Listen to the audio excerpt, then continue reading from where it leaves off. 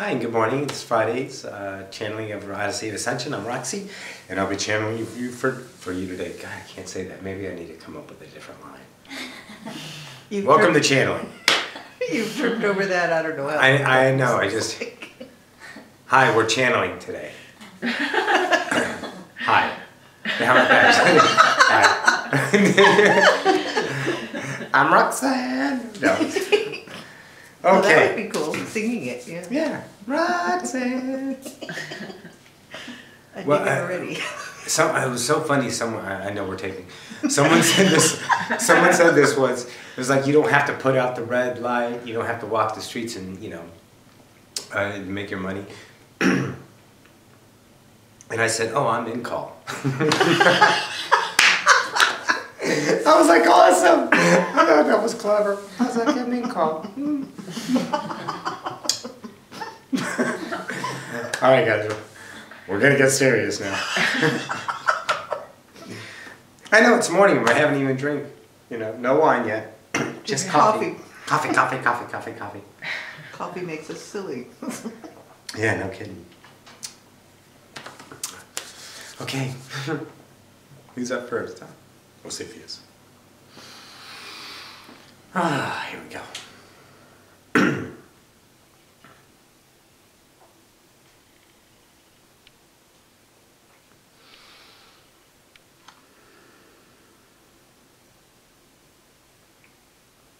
It is most certainly laughter that we're after.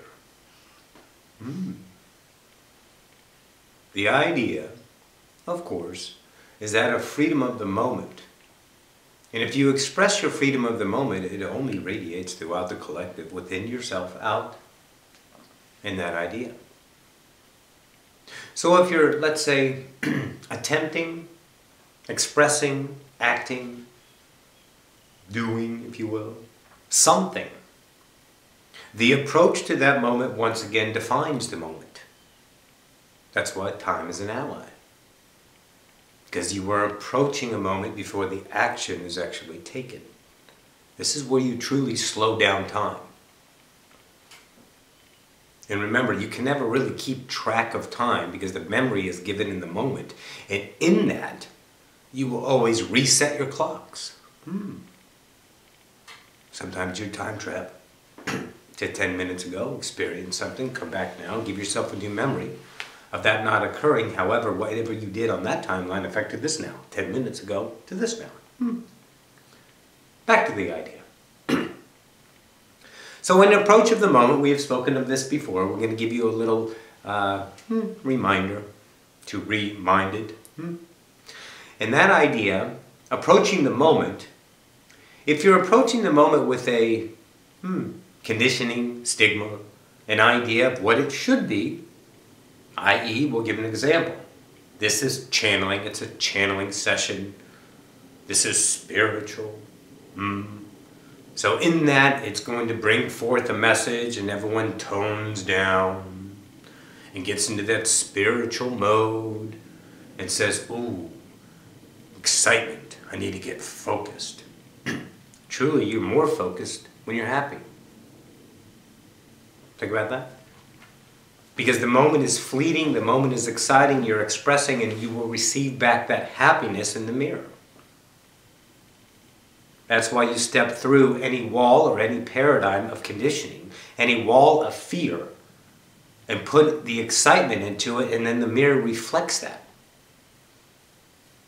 You put through the wall your conditioning of that, your vibration through that wall of fear, and then you receive back, let's say, a different version.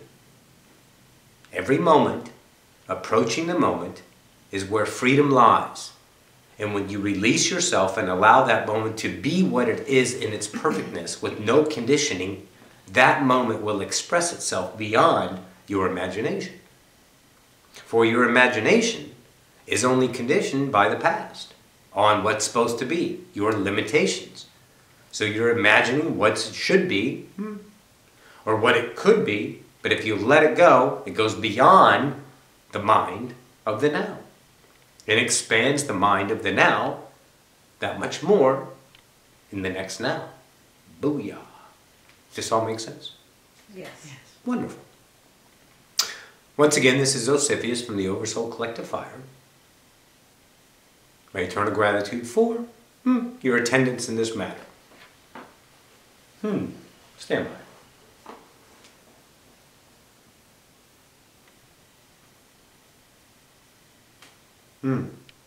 Furtherment idea from Roku.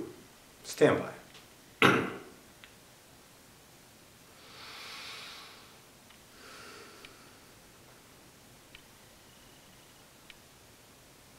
And greetings once again from the collective from Roku. Egyptian times. The Egyptian times, great expansion, great revelations, leading to outstanding, if you will, revolutions. Every time humanity, let's say, reveals itself to itself, revolution occurs. What is the cause of revolution? Containment. Are you looking around at your society today and seeing how you are contained? How do you contain that which you call the human spirit? Cannot contain the human spirit, for it is all. It is the entire density, and in that idea you are more powerful than you can imagine, and that is only accelerated when you, the collective, are contained by you, the collective, by choice.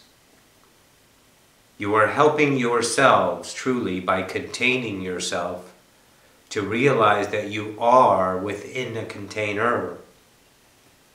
Without awareness of your own limitations, how do you expand? Without awareness of your own, let's say, shortcomings, how do you expand? If the status quo is in place and you are comfortable, how do you expand? The Egyptian timelines idea gave you many understandings of what you understand yourself as in this now. Technology-wise, beyond measure, of course. And once again, we will introduce, truly remind you, of many things that you have accomplished with your probable selves in parallel lives. Also, we would like to tell you about the philosophy idea that you expressed on those times.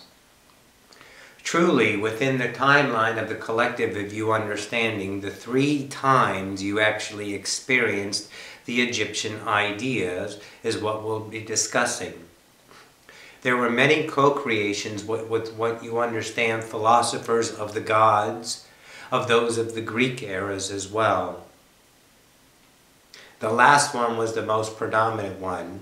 There was none in occurrence on the second Egyptian timeline, that of your continent of Australia, the one I attended mostly.